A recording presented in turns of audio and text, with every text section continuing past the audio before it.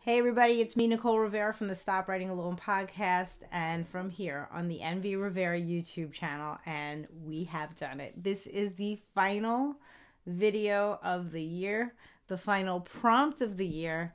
We have done 51 prompts. Today, I will be sharing the 52nd prompt so that you can write another story along with us, because what I'm sharing with you right now is a recording of a live writing prompt party that happened yesterday with a bunch of people from the Stop Writing Alone community. So a bunch of writers got together on a Zoom call.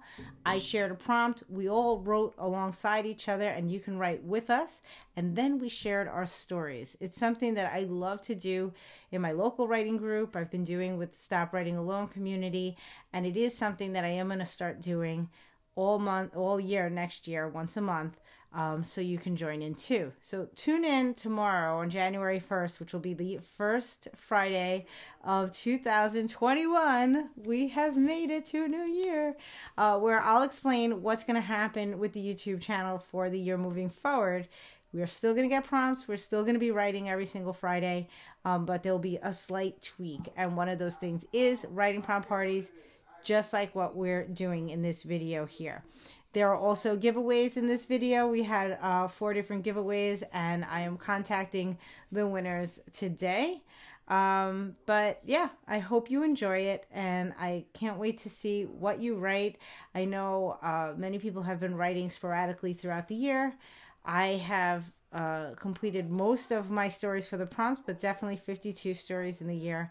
But I haven't shared all of them yet, and I'm sure many of you are in the same boat. So I hope that we can go into the next year polishing up what we wrote, getting it ready for the world, and sharing it with each other. But here we go. One last prompt for you. Thank you so much for showing up all year and for writing. And I can't wait to see what we do next. Here you go. We're going to start off actually the video with one of the writers that came to the meeting yesterday. It was Tammy Brightweiser, who was a previous guest on the Stop Writing Alone podcast. And I asked her to share some of the things that she has coming up for her writing community. And I will put the information for how you can contact Tammy in the show description below.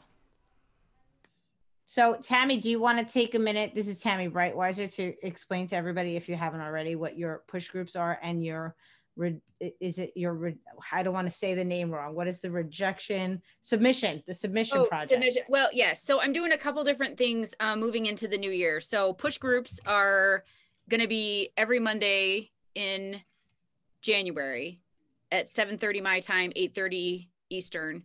And the first one is about journaling. The other 3 are planned, but I can't remember what they are at the moment.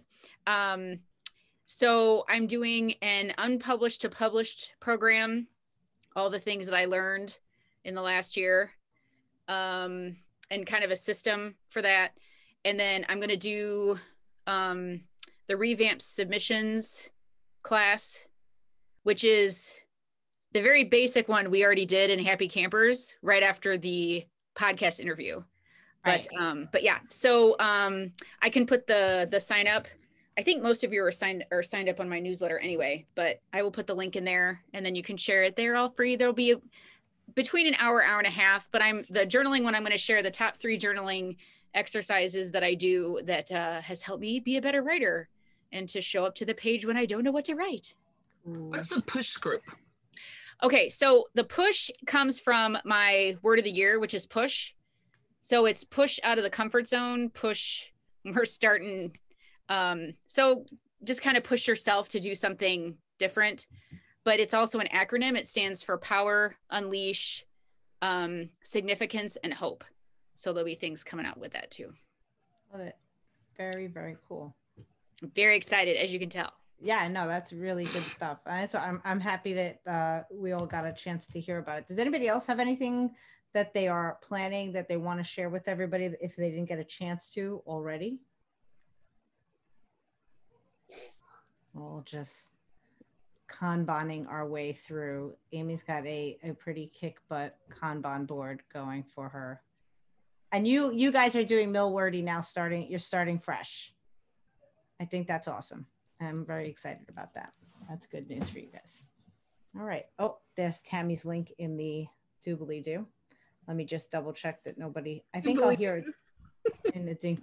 I'm very vlog brothers, even though I haven't kept up on them at all. That's where I get that from. Okay, so I lost my clock because I went to full screen. There we go. All right, that's good. Yeah, I think it's time that we do our first giveaway before I go to the first stick. I guess I should explain the sticks too. I'll do that first. I'll do the giveaway first. Let me get to my random number, dude. Let me change it to 23. I feel like there's a big chance now that the person who wins is not going to be here. We're going to be less excited. All right, Why do they get to win if they're not here? I thought about it. I went back and forth about it. But I feel like if they signed up, it's possible that they just couldn't make it because of time. And it's not, you know, like maybe it's a work thing. Maybe it's not that they don't want to be here. So I didn't want to exclude people if it was an inconvenient time for them, not if it was just like, I don't want to come. We are running the chance that it's going to be somebody that was like, oh, I totally forgot that thing. That wasn't really important to me in the first place. And then that would be sad. If that You've obviously given this a lot of thought. Much more than I would have. Think about it. Maybe in our look, if you're not here, you aren't winning. Yeah. But it's not my contest, so I just sit here. Right. I think this might, yeah, that's my random number guy. Okay. See, what you could do is random generate it until it hits one of us. I could keep doing that. And the thing is that right now, when I do the number, you guys are going to be like, is that me? All right, here we go. From 1 to 23, generate. 13, drum roll. Number 13 is the mysterious Deborah. We don't know who Deborah is, but Deborah won the Writer's Toolbox. Deborah can now not win anything else. She's out of the running for all the other things, but I will be contacting her about the Writer's Toolbox. Congratulations, Deborah. We wish we could have met you. Maybe next time. Who's laughing at me? Everyone. We all are. I just happen to not be Everyone's laughing at me. I went away from the screen. I did not see who was laughing at me. Okay, so the sticks. I'm going to run through the explanation since this is going to be on YouTube, even though YouTube, if people have been paying attention all year, they've done this at least twice, possibly 3 times, but it's my favorite. So of course I'm ending off 2020 with the sticks, which are from the Writer's Toolbox. We have 3 bundles of sticks. One has first sentences, one has non sequiturs, that's this one, and one has a final straw. I'm going to pick a first sentence. We are all going to write it down, and then we are going to write for, I did 7 minutes. I forgot to tell you guys, I did also create a cuckoo team timer for this. So let me throw that link in the little doobly-doo for you. Who did I lose? Did I lose Susie? No, Susie's still here. No. It sounded like somebody. Okay, I don't know what that sound was. Okay, there's your cuckoo timer. So we'll use the 7-minute timer for our stick. But our first sentence, and so then what's going to happen is I'll pick the first stick. We write for the 7 minutes. We will be interrupted with a second giveaway as well as a second stick. And then we will write for another 7 minutes, where we will then be interrupted with another giveaway and another stick. And then we will write for 7 minutes and we will get one more giveaway. And then we'll be brave enough to read what we wrote to everyone. So the sticks all add up to one story, right? This is all one consecutive story, okay. Yes. So wherever we are at 7 minutes, when I throw that second stick in, we have to somehow make it connect to whatever we've been writing so far. And I did not pick these earlier, so anything can happen right now. Let's see what our first sentence says. Michael sat down in the middle of the road and began to cry. Michael sat down in the middle of the road and began to cry. This ridiculous light green type. That has to be the first sentence. That is everybody's first sentence. So we're all going to write that, and then we're going to write for 7 minutes from that point forward. It's an oldie but goodie. We did this Right, one. we did do. Okay, I know I've done this one before. I never know if I did it with this group or with Staten Island or just on my own. Okay, do we need to? Right. Different story than I did the last time. It's funny that you remember, because I cannot even though I know I've done this stick, I have no recollection of who Michael was, what he did, or why he was crying. So I would have a better chance of remembering what somebody else read to me than what I wrote. Okay, did everybody get it? Do I need to type it in the chat? We're good to go. Okay, I am gonna mute myself, but I'm gonna start the 7 minutes on the cuckoo timer. Everybody, good luck. Happy writing.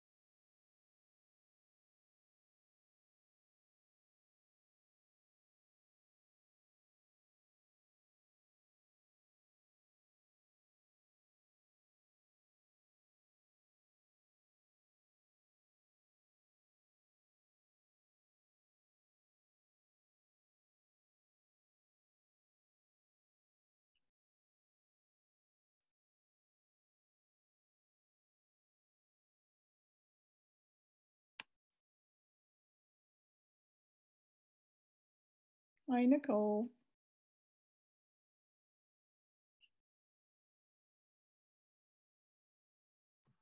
Linda, we started our writing. We are in the middle of we have 2 more minutes left with the first sentence. Michael, hold on a second. Michael sat down in the middle of the road and began to cry. You want me to write from that? From that's your first sentence. And then okay. Sadly, you only have 2 minutes, but then we'll check in at that point. All right. Good luck. Thank you.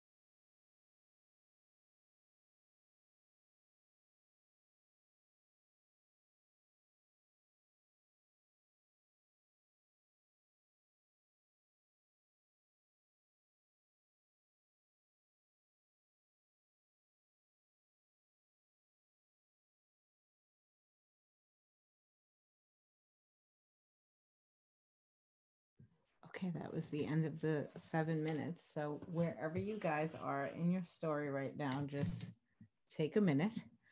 We are going to get a second prompt to add to that. Linda joined us 5 minutes into our writing. So everybody say hi to Linda. Hi, Linda. And Linda, where are you are calling in from? Austin, Texas. Oh, very cool. Oh, Jackie's very excited. I saw that, Jackie.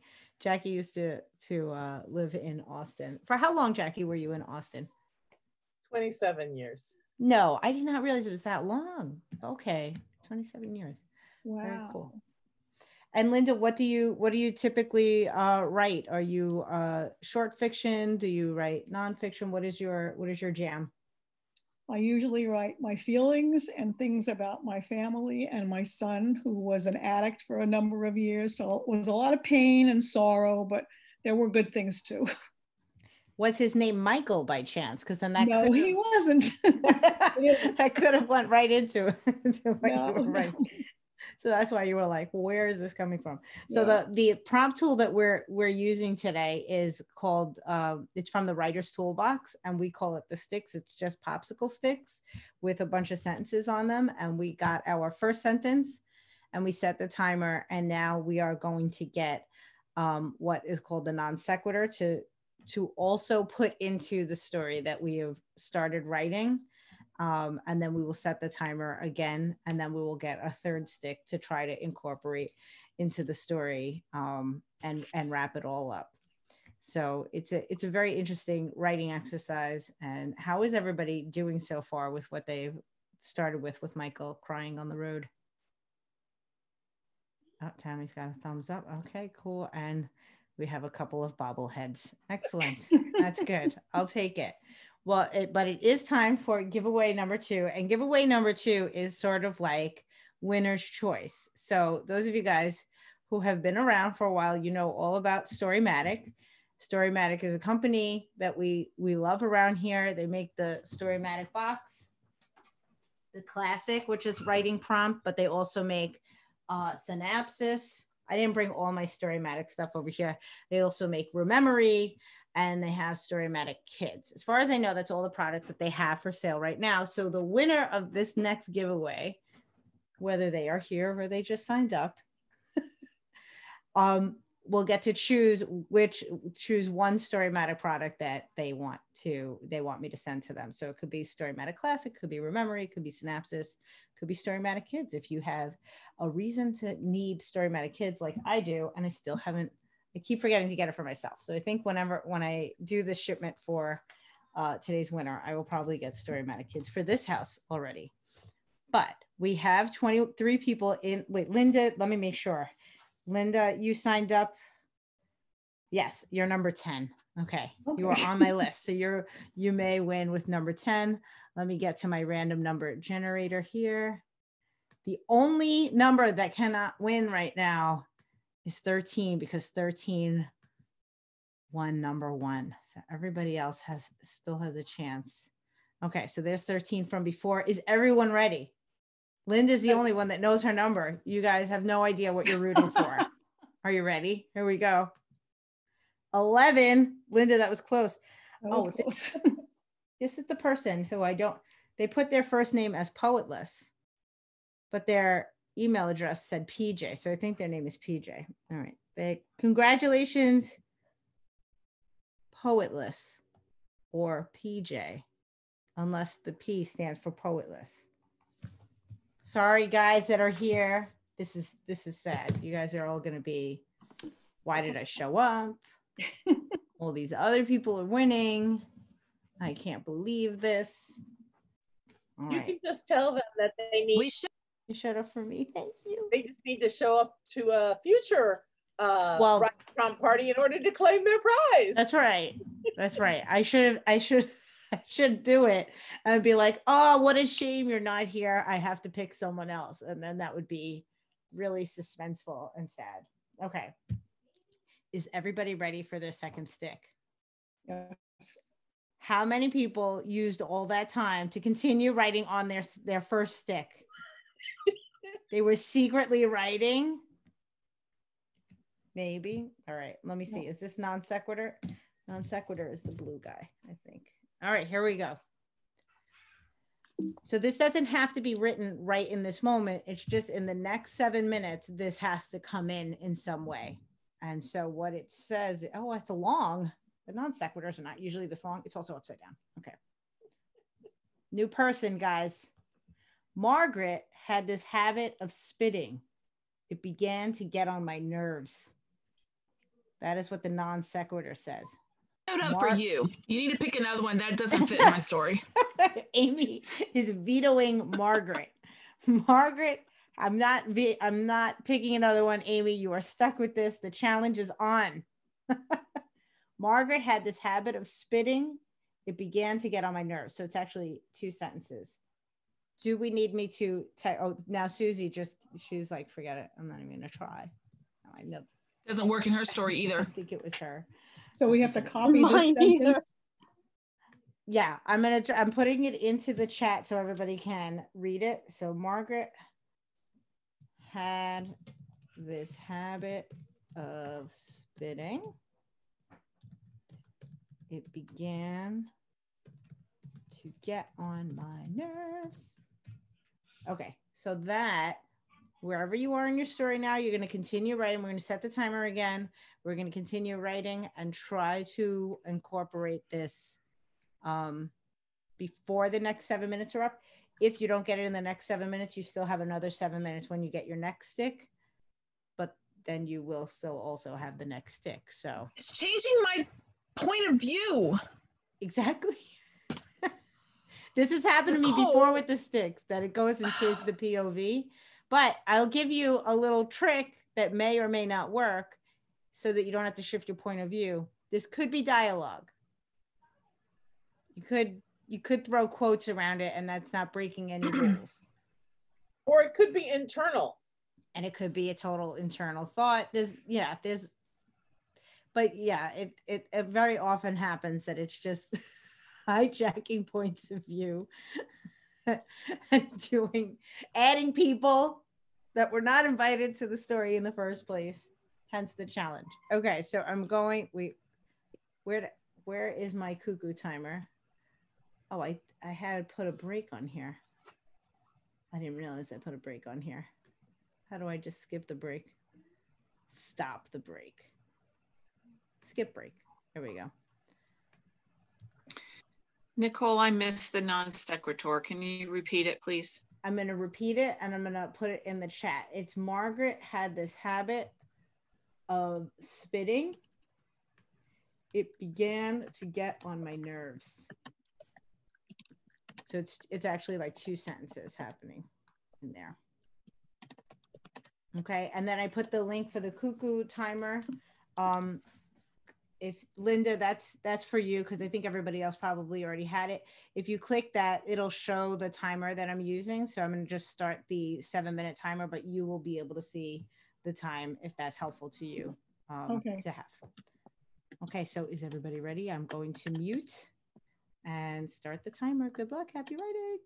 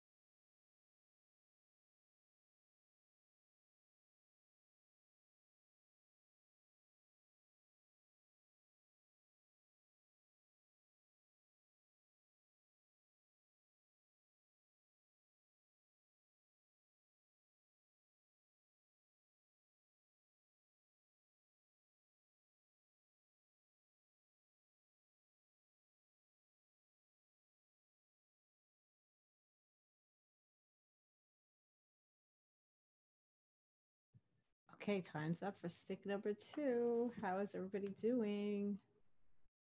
Okay. It's going quite well until the third stick comes out. Well, some people already had their horror on stick 2. I don't think he's going to appreciate my way of working stick 2 into my story. Once I got back to writing, I was like, stick 2 doesn't really work for me all that great either. It's just like not the very basic story coming together here. Okay, so wait, let me remember, what did I have for giveaway? Oh, giveaway number 3, one of my favorites. So giveaway number 3 is an intuitive session with my friend Kim Floden. So Kim A. Floden, Wise Woman of the Woods, does these cool sessions with you. It's like a Zoom call or a phone call, and it's kind of like, where are you at? What is it that you need healing in or help in or what have you? And she is just like a wonderful person to speak to. She is a very energetic soul. So she's a Reiki master, and she's done all these different things. So I just have been wanting to gift time with Kim to everyone for so long. And then I was like, wait a minute, I could just do a giveaway and then see who gets their time with Kim. So we will do this again. Now we can't give away to PJ or to, who was my first one? Mysterious Deborah. I'm sorry, I keep calling Deborah Mysterious. She's just not here. But let's see who else is available for a random number. Okay, I'll share the screen again. This way you can see. And share. And okay. Number 4. Number 4 is Sean. Sean won the intuitive session with Kim, and he was one person. Oh my gosh, that's too funny. All right, I will contact Sean and see when he wants to do that. Congratulations, Sean. At least we know Sean. At least we know Sean, Tammy said. That was exactly what I was thinking. I was able to put a face to the name. These are real people. I had the same thought. He's probably still looking for those Christmas gifts. Perhaps this session with Kim can help him. Okay, and then we have our last straw. So is everybody, how did Margaret end up flowing into everybody's story in the end? Still a struggle or worked out? I love that Jamie is just constantly, for every question, she's just bobbling her way through. Like, well, I don't know. It's hard to get in, getting her to spit. That was the hard part. Right, the spitting, exactly.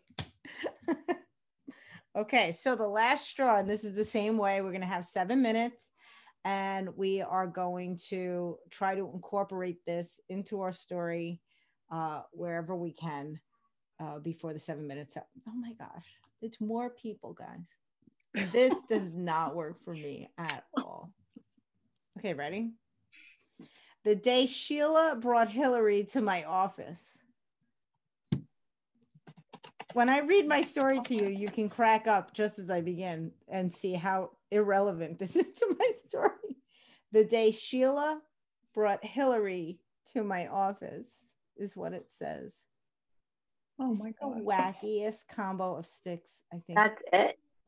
That's it. I'll type it in here again for everybody. If I can type, would be nice. The day Sheila brought Hillary. What is with all the people? I know. That's what's killing me. New people. That does not work for me. Okay. Are you ready? I'm going to set the timer. I'm going to mute myself again. Do we need an extra minute? What do we need? Look down at what you wrote. You missed a word. The day. Oh, nope. No day. The Sheila. The Sheila. The day. That's because Which, I mean, if you're from Australia, that works. I spelled the wrong the first time, so I got myself all messed up. The day Sheila brought Hillary to my office. Okay. Are we allowed to change names to match the later suggest the later lines? You mean Like earlier go back in and your story? change the name of our person? Yeah. Sure. It's a writing prompt. We'll The never goal, know. so my whole thing with writing prompts, is it's just to get you to write, to prompt you to write a story. If you think that the best way you can make it work is to do that, then I say, why not? You only have 7 minutes. If you had more time, then I would say, no, I'm going to hold you to it. Stop and think about it. But yeah, I think you can. What is this? Jamie is off and right. Yeah, she started. She's like, whatever, I'm taking my time. You're allowed, Jamie. It's okay. Go right. So yeah, I'm okay with that. If you want to do that, Susie. I don't see any reason not to do that. I'm going to give everybody, would 10 minutes be too long, or is 10 minutes okay? Okay. It's If okay. we're Okay. supposed to, how long is this writing prompt party? Oh, we'll probably go over a little bit over the hour. Okay. Yeah, for sure. Just wanted to make sure, because 10 minutes kind of. Then we don't have reading time. You're right. Yeah. Yeah. So, yeah. If people are okay with it, then I will do 10 minutes. I'm doing it. Happy writing.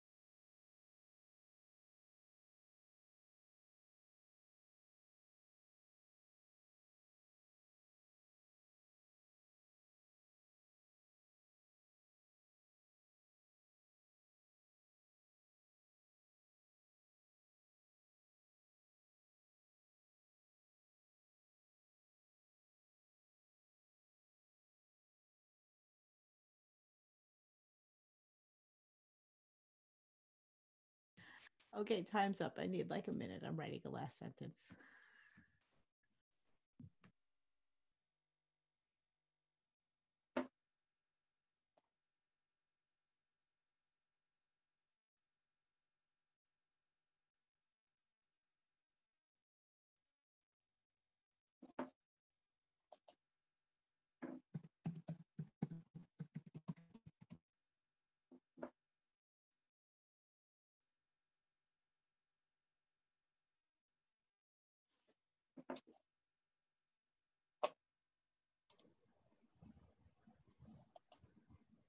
Time's up or no? Time is totally up. I'm like, you said time's up, but I still see the top of your head. I said time's up, but I needed a minute for one sentence. Oh, okay. Okay. So that is it for our story. How did it go? We lost Casey. Casey's like, she just fell out in the middle of the story. She fell off the bed. She fell. She was like, I can't even figure out what to do next. But I have one more giveaway, which is not going to work for a bunch of you guys. And that is I'm giving away the entry to the short story contest for NYC Midnight. That's on January, is it 22nd? I think we're doing, if you're doing the short story contest with NYC Midnight, the first round starts on the 22nd. And I figured I would give away Writing With Us for that. And if you are already entered, we will figure something else out. So let me just figure out, hold on. Where did my random number? Oh, okay. Hold on a second. Nicole. There you go. Now I have to do share screen. Over here and over here. Okay. I have to go back to my list though, so I know who is winning. Okay. Drum roll, please. Number 1, Anne. Anne won, guys. Congratulations, Anne. Anne is a very lucky person who's going to, we will get to know Anne because Anne will be writing with us for NYC Midnight, hopefully, if she takes advantage of the entry. So that is all the giveaways. And I'm so sad that no one in front of me actually won anything, except the joy of this story that you just wrote. How do we all feel about the story that we just wrote? Susie's like, yeah, good save. Nice. Does anybody need to leave like very soon and want to read their story first so that they can go and That's our punishment for leaving really soon. It's your Here we have punishment to for read our story. leaving too soon is that you have to read first. Well, then I won't be leaving early. I'll stick around. I had a problem getting back into where you started again, you know, and every time I went to the one that said to everyone, it made the weird sound. So I started to write in a book instead. Yeah. Oh, I'm writing in a book for sure. That's Okay. That's where I'm doing my writing. Oh, were you writing in the chat? I see. Yeah, I was writing in the chat. Yeah. Oh, yeah. No, that's fine to write in a book. Yeah, because what we do is we typically just some people are type. I don't know. Is anybody here typing? I know some people type as we do it, and then they just have their file, and then because it's what do you do? Yeah, I'm a notebook too, Jamie. So when you type, do you go to Pages? See, I have a MacBook Air, so I should go to Pages and open that one up? If you want, you could do it in Pages. You could use Google Docs. You could really use anything that you would normally type on. Okay. And you wouldn't lose the Zoom call. It would just sort of be behind the screen, so you wouldn't see it while you were doing your typing. Yeah, and I was just going to say, make sure you copy what you wrote here somewhere, because when the Zoom call ends, that's gone forever. Okay. So copy it over to something, so even an email or something, you know, whatever you have at hand. I have a Scrivener doc. I have a Scrivener binder for all my prompts. So every prompt party that we've done and all the prompts that Tammy's given out, they're all in this same Scrivener you do it all in one. That's awesome. Smart. That's a big ass file then. Yeah, seriously. That's very but you know, everything's there. put all mine in a Google Docs folder. So I have all of the swap stories, both the writing prompt and the other ones are all in one folder. So when I want to find something for a contest, I just go through the folder and go, oh, that one didn't suck. Yeah, I'm both. I have some typed in, but a lot are in notebooks now. You know, when I do a live party, I'm usually writing. But when I do the ones on the YouTube, those are all typed up, and I think they're mostly all in Google Docs right now. Okay, so does anybody want to read first? Am I going to go with volunteers? I'll read first because I don't know if I can read what I wrote to tell you. Awesome. All right. Well, good luck, Linda. I can't wait to hear it. Okay, so it started with Michael sat down in the middle of the road and began to cry. Okay, so my next sentence is, where was his dog? Did he run away? He thought he was following him and often saw him running ahead of him. Then about 2 minutes ago, he lost sight of him. Where could he be? His best friend and companion gone in an instant? It was impossible. He had been his pet since he was 3. The run began when his cousin Margaret, who had a habit of spitting, began to get on his nerves. So rather than scream at her and threaten to throw her out of his house, he had put on his running shoes and began his run, making sure his dog Jackson was with him. Now he was almost in a panic as he called and called for Jackson. Okay, wait. So then I wrote, let me see. Oh, then we go into Sheila, right? So what was the sentence for Sheila? Okay, so I said, this reminded him of the time Sheila brought Hillary to his office and she was in a state of panic because she had just come from court and the judge had ordered her ex-husband to have visiting rights every other weekend. And she didn't want this. So what else did I write? Let me see. Except that, why did this enter into his mind? Except that Jackson, who was as important to him as a child would be to his mother. Tears welled in his eyes and he began to choke, trying to keep back from crying. Jackson had to be somewhere. He finally decided he would run down the road back where he came from, and he divided his sight between up and down the road. His eyes scanned the area around the path and he retraced his steps. Hope kept coming. And that's as far as I got. That was a very smooth entry of Margaret and the spitting, which I'm like, it definitely didn't feel at all like it was thrust upon you. It felt like it was totally part of the story. I'm glad. I'm cracking up that you've got Michael and a dog because that's what I had. And so when the office came, I was like, oh no, I have a little boy and his dog. What am I going to do? Yeah, so I love the way that you put that all together. How did you feel doing this, especially since you typically write more of like the nonfiction stuff? It was a good exercise for me because I related it to if my son had ever lost his dog, you know, how he would panic and all that. And then then the thing with the court was something that had actually happened to me when the judge ordered my ex-husband to have visitation, and I was hysterical crying on the way home. So right, yeah, it all came into it. Yeah, that's great. That's great. I think that's the best stuff, is that when you can find your own truth in it, and then it relate it back. Yeah, it really helps to make it flow. That's great. Awesome. Does anybody else have anything for Linda before we go on? Okay. Who's next? My dog is getting anxious. I think she wants to go out, so maybe I should go ahead, Jackie. She's been wandering around. Okay. Michael sat down in the middle of the road and began to cry. He had tried. Lord, how he had tried, but there was no going back now. After he gave himself a moment, he wiped away the evidence and reached. Now I don't remember where I was going with this. He wiped away the evidence and reached for the jack. He removed the tire and replaced it with the spare, and then dusted himself off and got back into the car. This emotional outburst wasn't like him. He was the stoic, tough one.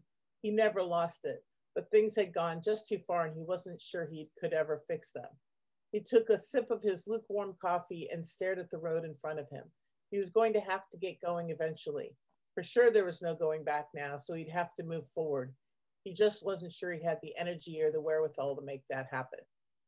Just as he felt like he needed to give up, the idea came to him. He got to work late, ran to the restroom and washed his hands, and sat down at his computer. Margaret had this habit of spitting. It began to get on my nerves. As opening sentences went, it maybe wasn't the greatest, but it would do. You had to start somewhere when you wrote a novel, right? He didn't care if anyone saw what he was doing. This job was dead to him now anyway. He'd write as much as he could while he was getting paid, and then he'd figure it out after that. Michael managed to write over 5,000 words before lunch. He hid the window behind the sales presentation he had to give at 2 p.m. and walked out to get food. When he returned, he knocked out another 1,500 words before the meeting. You knocked it out of the park today, Frank told him as he slapped him on the back. I saw the look on their faces. You're in line for a promotion for sure if you keep this up. Michael just smiled. Not working was working for him. He managed to write another 2,200 words before it was time to go home. The next day, he sailed through a solid 11,000 words and changed. The next day, 14,500. By the end of the week, he had more than half of a rough draft completed. This is going to be a piece of cake, he said to himself, and patted himself on the back for a job well done. Well, at least one job, he grinned as he shut down his computer for the day. He kept up the scheme for another week, and no one was the wiser. He was busy typing when Frank walked by, telling someone on the phone about the day that Sheila brought Hillary to my office. Hearing that, Michael cried out, "That's it," as the memory of the dark-haired woman came to mind. You okay in there? Frank asked, poking his head in. Oh yeah, sure, Michael said, flipping his screen to a spreadsheet. Good to hear. Frank walked away and Michael returned to his document, starting work on a scene with Hillary seducing his protagonist. He had just finished it when Frank returned. Hey, by the way, we need to talk. Michael quickly saved the document and closed the window. Sure, Frank, what's up? He knew his time had come. At least he would get 2 weeks severance. That would be enough time for him to finish the novel, and then he'd get unemployment. Lots of time for revisions. Frank sat on the edge of his desk. Thing is, I've been talking to the higher-ups about you, and you know what? They love what you did with the Jenkins account, and they're moving you to management. I think they're going to be calling you next week to discuss it further. A promotion? Michael's face fell. He thought he'd be free of this place. How would he ever finish his novel now? The nightmare. It's the writer's nightmare. Nice. He's too good at his job. That was really good. Really, really good. I love it. Good stuff. Yeah. What I find interesting, and I think it happens to most of us. I think it was the last one, the day Sheila came to the office. It's like when we come upon the stick, our reading becomes so like, and then the day Sheila brought Hillary to the office, because it's like, they're not our words, like we're trying to read. It's like, oh, this doesn't flow right, but it's in here. So I caught it only on that one when you were reading it, but it fits perfectly in the story. It's just when we read it, we're all like, this is the words that were given to me. But yeah, that was really, really great. And did I catch it correctly that Margaret was the Margaret thing was the first sentence of his novel? Yeah. That's how you use that? I like that too. Yeah. I had no idea until I'm writing this going, I'm driving this thing off a cliff. I have no idea what's going. And then Is that the moment he became a writer for you? Yeah. Okay. I have no idea how else to work that sentence. And so I'm like, okay, he's gonna write it down. I literally had no idea what had made him so upset. Right. Which is why when I'm reading it back going, it doesn't quite work anymore. It would need to be tweaked. Right. But yeah, I had no idea. Like something happened. I have totally no idea works. What. That was great. It was great. And I had no idea how I was going to end it until I got that sentence. I like that ending though. That's where it's going. It's really great because a promotion should be good news, but for a writer who's like right about to have all the time, it's like, no, this is actually the opposite. So that was very cool. Anybody have anything else for Jackie? Linda, there are lots of animals in our My in dog our is calls, dreaming. so it could be anyone. That did sound like Dream Yeah. barking. Yes. Yeah. Oh my goodness. Yeah. I could go next. My dog is dreaming, and I think Susie stopped for you, Amy. Okay, I was going to say my natives have also getting restless. Okay, go ahead. And my white dog has been ready for the last 40 minutes. So She's like, what? I are you could go doing? next. They would appreciate it. Sure. Go ahead, Amy. Okay. Michael sat down in the middle of the road and began to cry. Michael's mother had warned him this could happen. Michael didn't listen. Most 4-year-olds don't. His mother kept walking, leaving him alone to cry. Up ahead, there was a bus stop bench. You know, the one school children get on to wait for their school bus in the mornings. She walked up to it, turned around to face him, shook her head, and sat down. They had been walking home when it happened, and she wasn't going to waste hers. She had told him, as she did every week when they made this trip, that the sun and ice cream were not a great combination. And every week, at roughly the same spot, Michael's hand became a sticky mess as the ice cream melted down his arm and dripped off his elbow. And every week, at roughly the same spot, he sat down in the middle of the road and cried. As Michael sat in the road crying and his mother sat on the bench eating her ice cream, Mr. Mitchell drove by in his golf cart. Stopping in front of her, he just shook his head. So, do you think he will ever learn he has to eat that on the way home and not waiting until he gets home? He asked with a laugh. Shaking her head, she told Mr. Mitchell it was any excuse to get out of the house. At the end of last year, Bobby decided we needed to add to our farm and brought home a llama named Margaret. Margaret, spitting, began to get on my nerves. Now we take a walk and we go home. I give them both a bath. She has stopped spitting, but this is my one opportunity to eat something without Michael asking for a bite. Michael's mother explained. I think it was 12 years before Martha was able to eat a meal in peace, Mr. Mitchell said, as he took the brake off his golf cart and continued down the road. Michael's mom sat back on the bench, keeping an eye on Michael as she did. Thinking aloud to herself, she said, the day Sheila brought Hillary to my office is how this all started. Taking another bite of ice cream, she thought back to that day and the phone call she made after Sheila left. It had been to her husband and she had been in tears. Hillary was a dog Sheila had found on the dirt road on her way into town. She was limping and looked like she had seen better days. After examining her, and finding she had a disabled leg as well as 2 BBs lodged in her chest, Michael's mom had made a decision. Hillary was coming home with her, and so would any other animal that came into her vet clinic that had been abused. Her husband had taken it a step farther when he pulled into the driveway towing a trailer. She remembered the look on his face was a mix of elation and fear.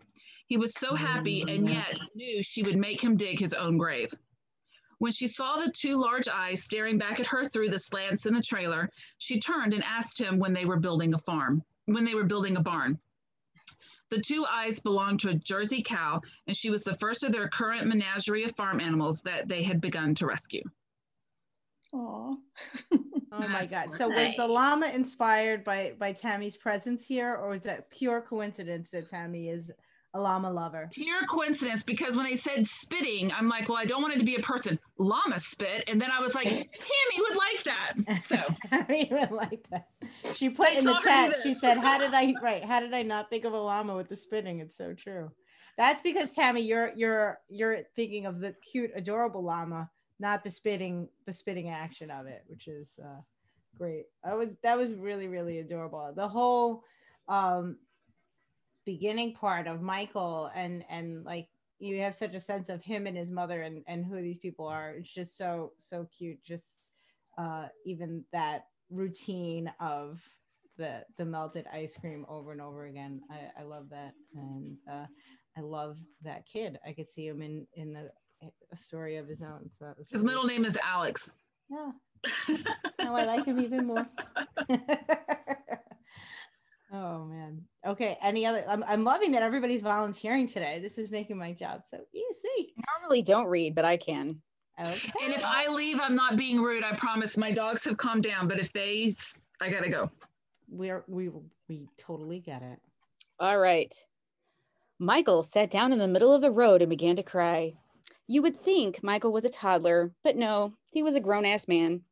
You see, he was driving his 76 Stingray Corvette and hit a concrete divider at the edge of the road that prevents a car from going into the creek. His car was smashed and bent like it had been twisted by a giant after warming it like clay. His fiancée is lying in the road next to him. She is not moving and her legs are bent at a strange angle. There is so much going on through his shocked brain that there are flashes and there are lights, and then all he sees are her and the life they are not going to have. He cries and cries, and the front of his shirt is wet, and he is waiting. He is not sure for what, but it seems like what he should be doing. There are people talking to him. Strangers. He sees figures coming close to him, but there is a buzz that he cannot hear around. There is a squeak like a fire alarm losing its battery every few seconds as well. He is waiting, and nothing is happening. Time is not reversing. His stomach is queasy. He turns his head and throws up chunks of egg and toast that decorate the ground. He lays next to Susan and puts his arm around her. If she is dead, then he will just wait and die with her. There is a hard tap on his shoulder. There are men in suits that are pulling him away. There are more lights and movement. Susan is being lifted onto a gurney. There are masks and other activities around her face, but there is not a sheet over her, so she must still be alive. He ends up in his own ambulance. It is a short trip to the hospital across town. They keep asking questions that he has no answers to that he should have, like what is your pain level on a scale of 1 to 10? His thoughts are not completely clear to him. The paramedic asked when he had eaten last. Margaret has this habit of spitting. It began to get on my nerves, was what he said. What is your pain on a scale from 1 to 10? Chipmunks in the dirt, he said. What is the day today? My mind told me, and I have to pee. Sorry. They got to the emergency room and there was more noise. A ringing was happening. Finally, he was able to get a sentence out. Where is Susan? She is being worked on, sir. I will let you know what is going on as soon as I know. He laid back down. His head went too far down, which was uncomfortable, and he was trying to lift his head, which wasn't working either. He tried to roll to his side and was promptly manhandled back to his back. Lay still, sir. There were pieces of plastic moving about him, activity, but it was too much and everything went black.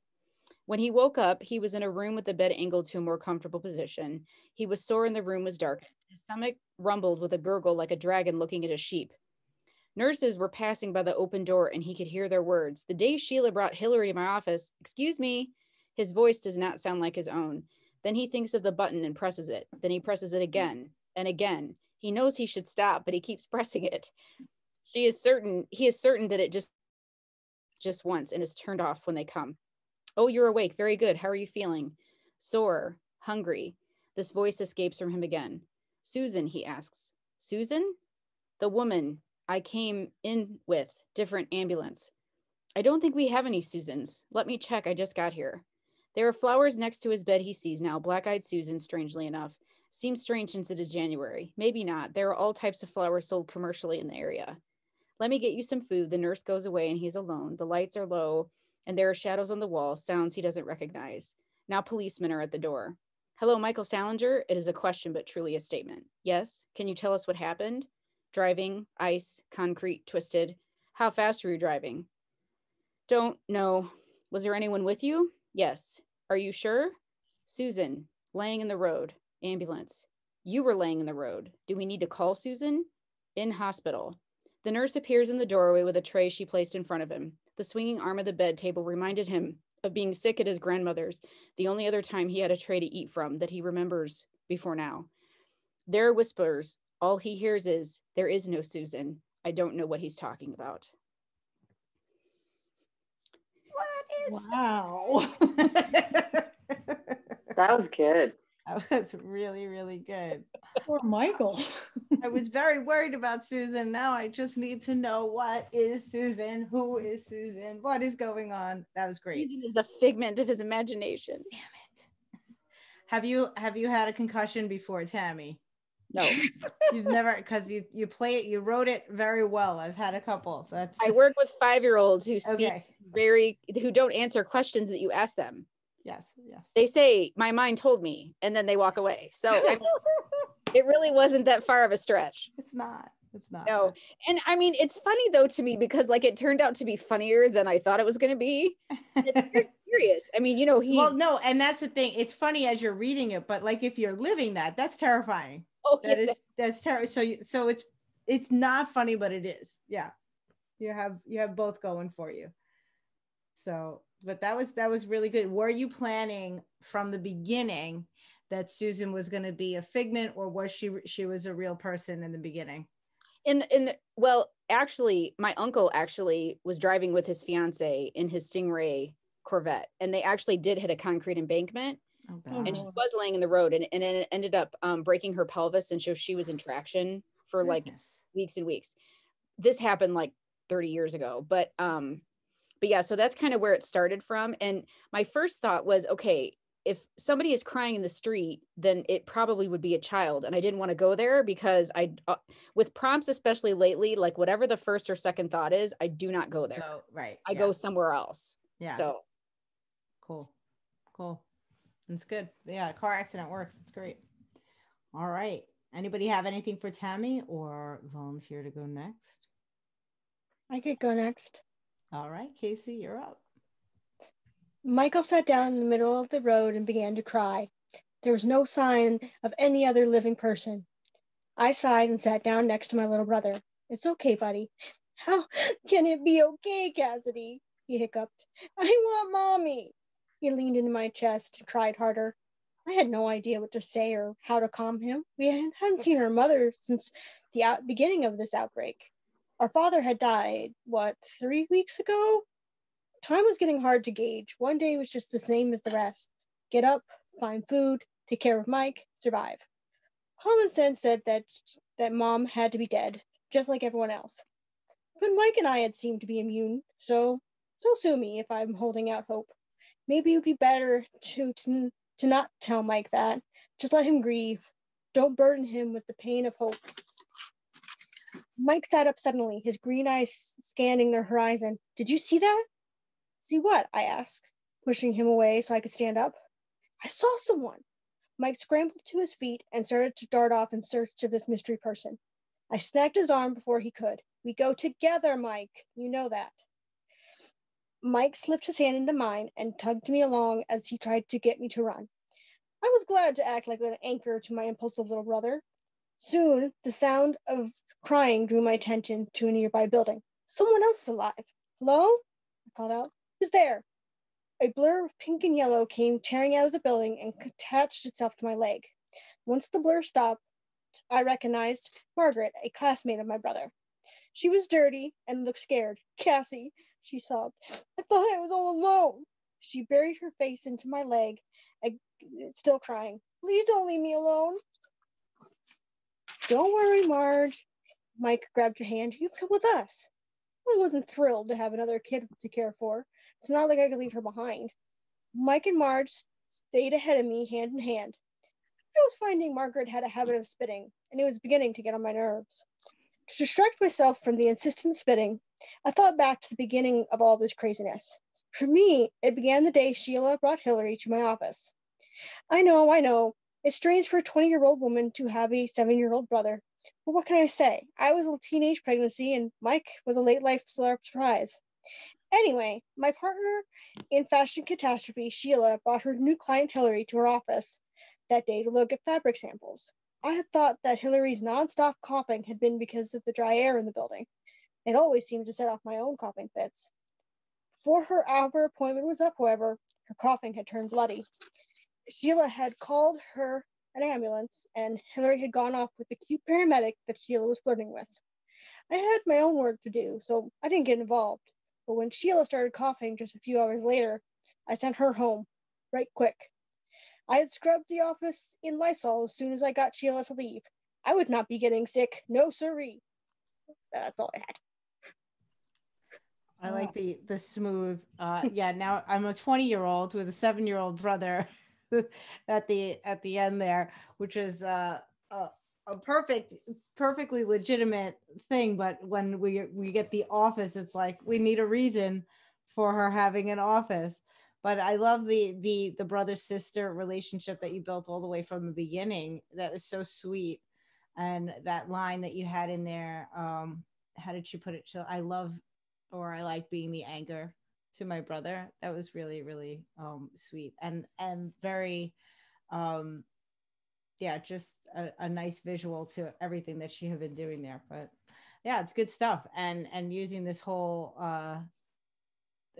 present day time of quarantine and everything, but putting it on like the next level. Very good stuff. Awesome. I'm 15 years older than my own brother, so it's easy.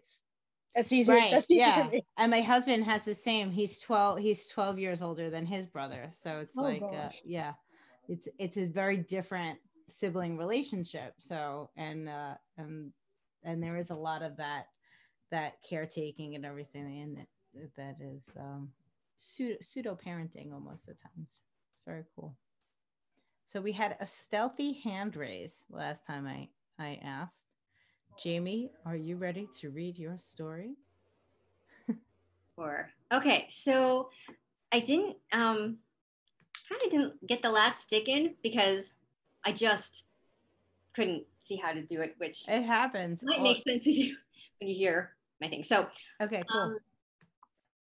All right. We're gonna all have this sentence in our head later. We're gonna be like, Michael sat down and be like, why does that seem so familiar? All right. Michael sat down in the middle of the road and began to cry. This was turning out to be the worst day ever. First, he overslept and missed the sunrise. The old man he met yesterday told him something amazing was going to happen if he watched the sun crest over the top of the mountain. He'd been having a really good dream and missed it. In his dream, things were back the way they used to be. He was home and his whole family was there. Nothing significant happened, but they were still alive. A loud noise woke him up. At first he was annoyed, and then panic set in when he saw the bright sky. When he jumped out of bed, he stubbed his toe on something. He kicked whatever it was across the room and hurt his foot even more. Then he raced down the stairs to catch the sun. But that never works, although one time he caught the moon. He ran out the front door, trailing drips of blood from his foot. Drops of blood. No one stopped him since no one was around anymore. The old man had had a grayish beard and blackish hair. Michael asked him what would happen when the sun came up. Why do I need to be there? You'll see, the old man replied. With a bloody foot and empty belly, he halted on the road. The sun was already high above the peak in the distance. The magic moment had passed. What's wrong with you? A girl with dirty blonde hair stepped out of the woods. Nothing. He scuffed at the dirt with his good foot. She chewed on a piece of grass, then hawked it in his direction. Margaret had this habit of spitting. That's beginning to get on my nerves, he told her. Does it look like I care? She spat again. He sniffed. She smelled like bread. What you got? He asked. Oh, Ma said to bring you this. She reached into her pocket and held out a handkerchief. Michael reached over and took the piece of bread. It was still warm. His mouth watered. He hadn't eaten fresh baked bread in ages. You lonely? Margaret put her hands in her pocket and looked down as she said it. I don't know, he mumbled. Well, gotta go. She walked back to the path between their yards. Tell her thanks, he said. She nodded. He watched her walk away before he unwrapped the bread. The first bite was heaven. He wanted to wolf it all down, but he also wanted it to last. Then he heard a noise from the other side of the house. It sounded like growling, but the dogs had left after everyone else did. He decided he didn't care and went to take another glorious mouthful. When it happened, a huge hairy body burst out of the bushes on the right and knocked him over. Sharp teeth snatched the bread from his fingers, and sharp claws dug into his bare foot. Then the flurry and confusion ended. He was alone, scratched and bruised, and out of food. He dropped to the ground and sobbed. What's the matter, boy? The old man had crept up next to him. But Michael couldn't speak. He pointed where the creature had gone. Saliva dripped from his hand. Missed it, didn't you? The old man observed. Michael knew what he meant. He just nodded. I was dreaming, he told him. The old man held out a handkerchief. Michael took it and wiped his hand and feet. He winced in pain. You could try it again, the old man told him. The sun rises every morning. Michael's heart beat a little faster. Maybe all was not lost. Sir, he said quietly, may I ask what's going to happen? But when Michael looked over, the old man was gone. Wow. I want more. Yeah. You see why Sheila and Hillary and an office didn't, yeah. And so that goes back to the point of when Susie said, can I change names in the beginning to like make it work? It's like, if you're at a point where it is absolutely going to destroy your story, you do whatever makes sense, because if something's working, just like that was the point of the prompt, to get us to a point of something that is something new that maybe we didn't think of. And yeah, that all worked so beautifully. You to try to shove in Sheila Hillary in the office would be such a sin, you know, to attack that story with, because I mean, the woman smelling like bread. Tammy actually was she has a bunch of comments. Tammy, do you want to tell Jamie what your reactions as you were going? Because I was just so enamored with the woman smelling like bread. I was like, Yeah.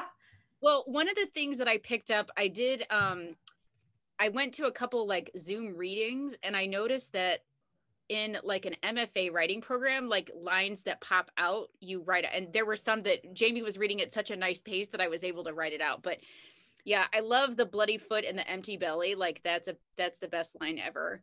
And I love that she smelled like bread. It really reminded me of like a deconstructed kind of like Hansel and Gretel with you know, the bread and the monster. And when you talked about the path between the two houses, like it was, but it has a very fairy tale feel. I like it. So my question is, so is it every day is just a new beginning? Like nothing really special is going to happen when he sees the day. He'll just be awake and starting, or do you even know? I have no idea. Jamie's like, I don't know. I was This like, is what I got. Why is he sad? And I'm like, well, he missed the sunrise. I'm like, why was he? And I was like, that's just keep going. Roast up in, and you're like, I don't know. But yeah, I think it's so funny when you were kind of laughing, and I started to get to the part where she spits, because it's like, why would I ever put a spitting person in my story? But I'm like, darn it. So yeah, but that really fit in yours, you know, like it didn't. There are sometimes when people read the new stick that you're like, there it is, and then there are times where it's the story's just going and you're like, oh wait a second, that was the stick. And you were one of those that was sort of like, oh, this person is Margaret the spitter, you know. It seemed to like really fit in your world. And that's a credit to you, right? Because it's really like you made that happen. So it's really wonderful. And you did create like a whole world, like you've got questions already coming out of what does this all mean. It was very cool stuff. Margaret could have been a llama in Jamie's story if she had pockets. The bread could have, and it totally would have worked. It would have worked. So when you said the spitting, like now I can't help but think of the llama. So right. In my mind, Margaret is a llama.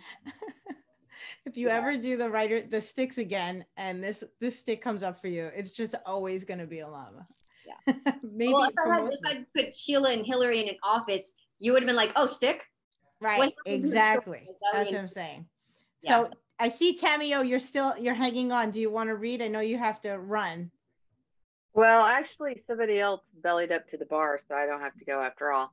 Oh, lovely. But yeah, I'll go ahead and read. Although I hate following that because it was so good. No worries. Don't worry. If you guys, if tradition serves and I'm going last, everyone's gonna feel awesome about themselves after I read my story. I'll get it over with. Okay. Michael sat down in the middle of the road and began to cry. Look, I said, it's not the end of the world. Someone is bound to come along sooner or later and give us a lift. It'll be too late. I'll miss the opening curtain. They'll just use an understudy. This is my big break, and now it's all in the toilet.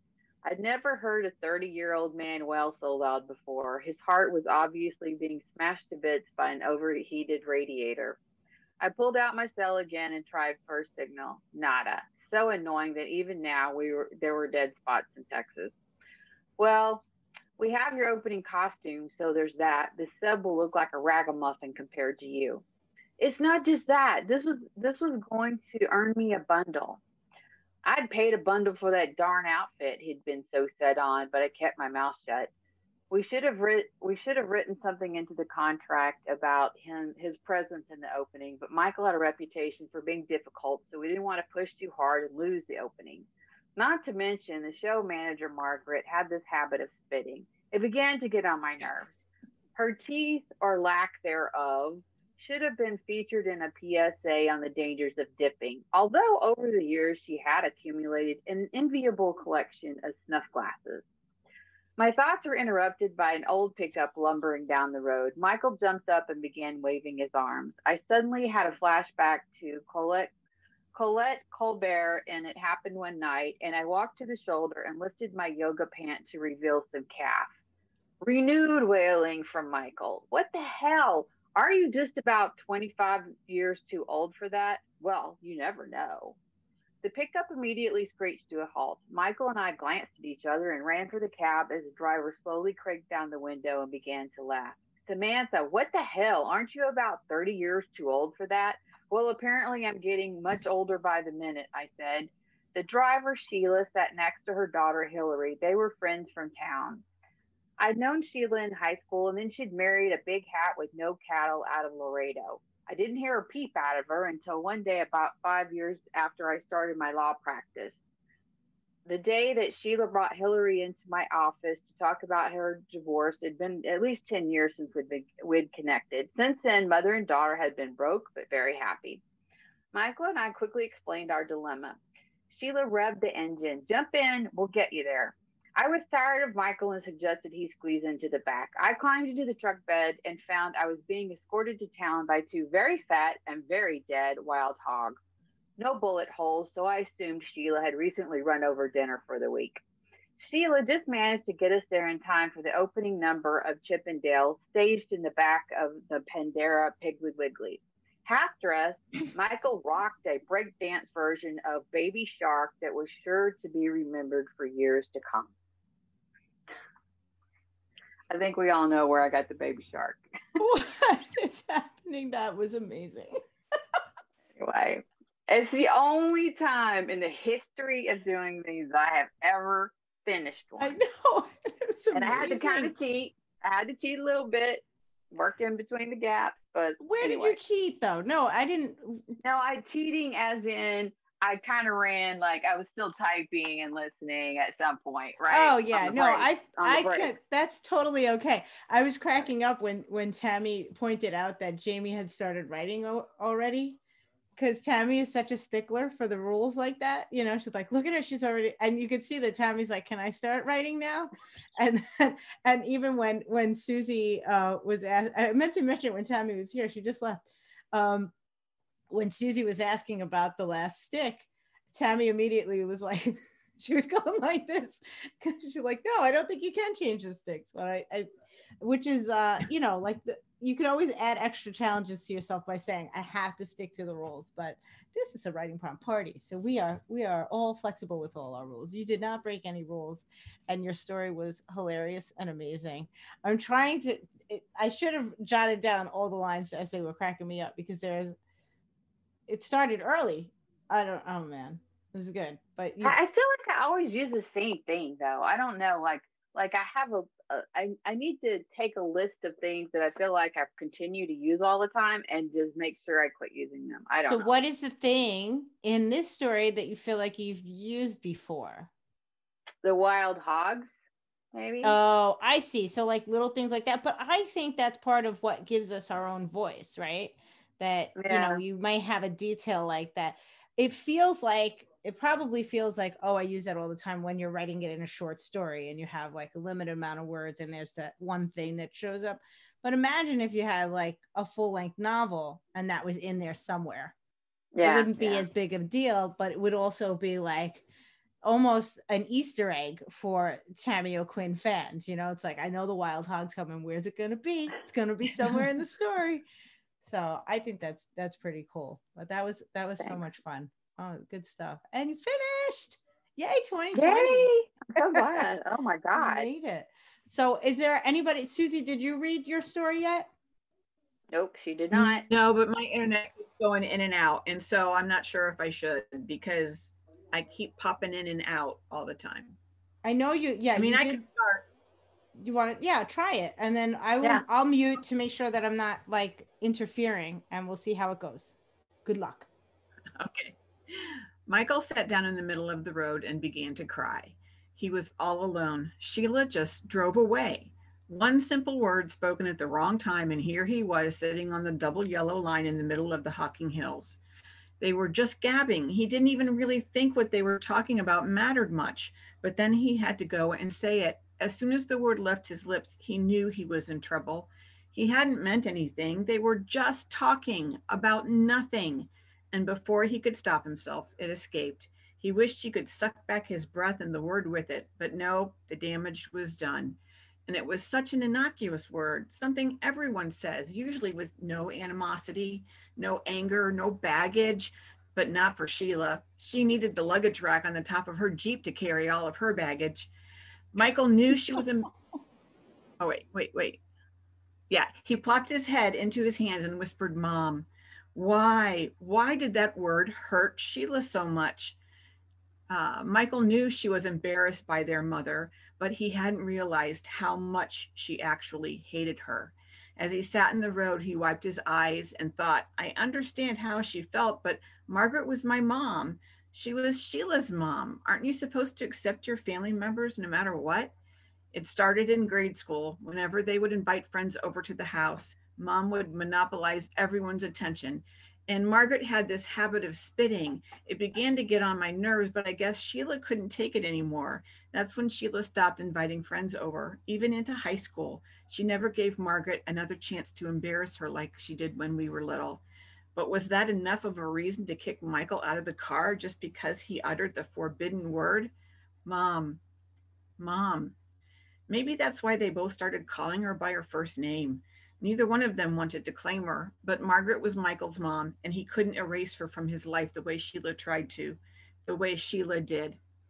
He tried to think some more, put himself in Sheila's shoes. Maybe she was feeling the same way I felt on the day she brought Hillary to my office, he thought. Didn't Sheila know we were done, that Hillary cheated on me, and that there was no way I'd ever forgive her? He knew Sheila was just trying to help, but she didn't know the whole story. Just then, a thought flitted through Michael's brain. I don't know the whole story with Sheila and Margaret. I thought I did, but there has to be more to it, just like there was more to Hillary's in my story that Sheila just didn't understand. He pushed himself up from the asphalt, wiped his face again, and started walking. I need to know the whole story, he said to himself. As he looked down the road, he could see a car approaching. It was Sheila. She wasn't going to leave me out here alone after all, he thought. He decided he would apologize and thank her for coming back, but he knew he needed to hear everything about Sheila and Margaret and why Sheila hated their mom so much. The car pulled to a stop next to where Michael stood. Sheila rolled down her window. They both blurted out, I'm sorry, at the same time. Then the siblings smiled at each other. Michael leaned down and peered into the open window. I think we have some serious talking to do, don't you, sis? Oh, Susie, I love that story. I mean, and totally worth it to backtrack and put Sheila into the beginning because it Mhm. really was that was a beautiful story.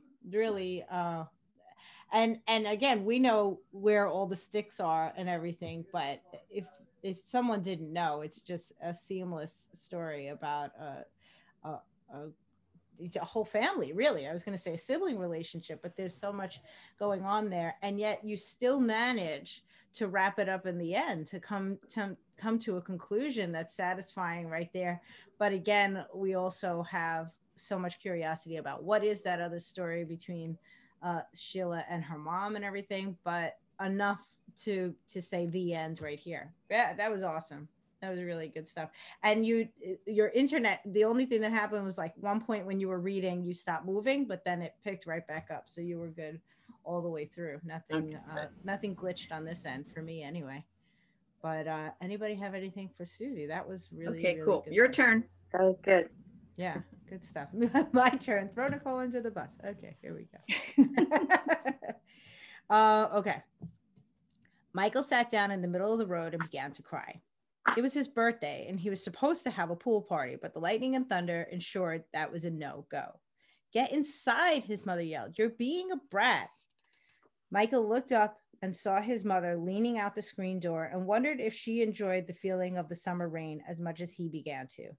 He was in his bathing suit, and now the steam stopped. Now that the steam had stopped hissing off the asphalt, he kicked off his swim shoes to splosh in the puddles forming around him. Come out and play, Mommy. His tears were gone because this was starting to feel just as fun. Michael, she shook her head, and Michael saw the water sprinkle off of her. She had to feel it. But before she could finish reprimanding him, Margaret, their pet beagle, ran out of the house right into the rain and into Michael's arms. She was so excited to be outside in the storm, and Michael loved that someone joined him. He felt bad for a minute, remembering what he wrote about her in his school essay. Margaret had this habit of spitting. It began to get on my nerves. All the girls in class squealed. Now Margaret was the best. He loved her so much. She grabbed one of his swim shoes and ran up the road, splashing water in all directions. Michael ran after her, laughing all the way. He finally heard his screen door squeak open and slam shut right before his dad's voice bellowed, "Margaret!" causing the beagle to stop in her tracks, whip around, and start running back to Michael's dad. Michael got to his dad first. "Can we stay out here, Daddy, for my birthday?" Michael's dad was always the fun one. Michael knew he would understand. "Do you remember the day Sheila brought Hillary to my office?" It was family legend. The day Michael's cousin brought her cat when she was visiting her mom at work. The cat destroyed a huge project Dad and Aunt Kelly had been working on for months. If Dad was bringing this up, Michael knew he didn't have much of a chance. The sorrow he felt just minutes before was coming back. The joy was slipping away. Until he heard the screen door squeak open again and heard his mom yell, "Did God just throw Michael an awesome sprinkler party or what?" Mom looked like she was going to the beach. Flip-flops, bathing suit, and huge blanket for the sand. "Have you lost your mind?" Michael's dad asked. His mom shook open the blanket onto the front lawn and said, "Mikey will only be 10 once, and the rain won't last forever. Go get your suit. We'll wait for you." Michael's eyes grew the size of ping pong balls as he turned to Margaret, sitting holding his shoe in her mouth, waiting for Michael's dad to tell her what to do next. He took the shoe out of her mouth, threw it into the distance, and said, "Fine, let's party." And that is all. Michael got a rain party. Michael, happy birthday. Happy birthday, Michael. Let's play in the rain. Very, very nice. I figure if I rewrite it, I have to take the lightning out. Otherwise, this is very reckless parenting. we cannot be out in the lightning. Only a mother would think of that. The lightning. It's a scary situation. What are we doing here? That was good. That was good. Oh my goodness. So guys, we had some amazing stories here today. I'm really so excited for all of you and everybody got like something complete, which is great. You still have a full 24 hours, so you could write a bunch more stories in 2020. But I feel like we have rounded out the year nicely. We've got one more story in the books, and we'll see what happens next. But how are you all feeling right now? I just want to applaud everybody. Congratulations, everybody, on awesome writing. And thank you all for coming to my end of year writing prompt party. Yay. Thanks for having it. So that means that I managed to do 52 prompts in 52 weeks. Unbelievable. This was it. This was prompt number 52. And I will be doing prompts next year. It'll be slightly different though, because they're not all going to be just fiction prompts. And there are going to be lots more writing prompt parties. Yay. But the full introduction to what's going to happen in 2021 will be this Friday, the first day of 2021. Very exciting. Good. Cool. Yeah, but thank you guys. And I want to tell you guys that are here, this is going to go on the YouTube channel tomorrow. So if there's anything that, like if you, I think everybody's stories were fine, and I think everybody would love hearing them, but I know that sometimes people get shy about it. So if you don't want your reading to be shared or anything else, just let me know, and I will do the editing. But I think it would be awesome for everybody's story to be shared. So totally up to you. And that's it. Does anybody have any questions or comments or Well, this is the first one I've ever done, and I really like this. So thank you, Nicole, so much. And thanks everybody else. Linda, I'm so happy you came, because it's really, that's part of why I'm doing this and sharing it on the YouTube channel, because I feel like when people either experience it or actually see it, they'll get more of a sense of like why it's awesome, because it's not just the act of doing the prompts, which is something that anybody can do with the YouTube channel, watch it and then do it. It's the whole sharing and hearing all the different ways that that it came out. So, because that's so inspiring in and of itself. Absolutely.